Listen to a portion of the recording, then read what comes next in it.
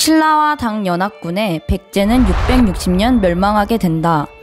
마지막 왕 의자왕과 그의 장남 부여용이 당나라에 끌려감으로써 사실상 백제는 망국이 되었지만 백제 남부에서는 나라를 되찾기 위한 대규모 부흥운동이 일어난다.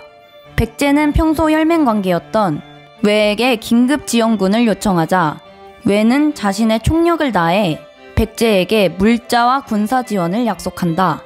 백제 멸망 후 일본의 지원을 받아 백제군 5,000명은 왜군 42,000명의 연합군과 함께 백제 부흥군의 임시수도 주류성에 직결하게 된다. 그러나 이를 곱게 봐줄 일 없는 신라와 당은 18만 명의 대군을 동원해 백제의 부흥을 막기 위해 진군했고 백제, 외, 당, 신라 4개국이 한반도 땅에 모이는 역사적인 국제전이 일어나게 된다.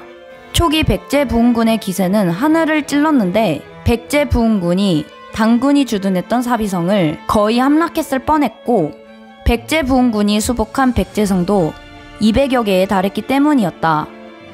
생각보다 강력한 부흥군들의 화력에 당황한 신라와 당은 초기 병력에 지원군을 더한다. 사비성 공격과 신라군 격퇴, 그리고 백제 영토의 일부를 회복하는 등 성공을 거머쥐었던 부흥군이었지만 태세를 재정비한 당나라 장군 유인계와 신라 무열왕이 직접 전쟁에 나섬에 따라 10차례의 전투에서도 크게 패배하고 만다. 하지만 이런 진퇴양난의 상황 속에서 백제 부흥군의 몰락을 가져온 큰 요인이 하나 더 있었으니 그것은 바로 내부 분열이었다. 백제 부흥군 내에는 양대축이 있었다. 귀실복신이라는 장군과 승려 도침이라는 인물이었는데 이 두 인물은 의견 차이로 다툼을 하게 된다. 내부 분열 끝에 귀실복신은 도침을 죽이게 되고 화가 난 의자왕의 왕자 부여풍에게 귀실복신 또한 암살당함으로써 내부는 극에 달하게 된 것이다. 내란으로 위세가 꺾인 백제 부흥군은 세력이 약해진 상태에서 나당 연합군을 상대하게 된다. 이에 위기감을 느낀 부여풍은 고구려와 왜국에 원병을 요청한다. 고구려는 자기 고가석자라 백제를 돕지 못하고 오직 왜만 백제를 돕고자 한다.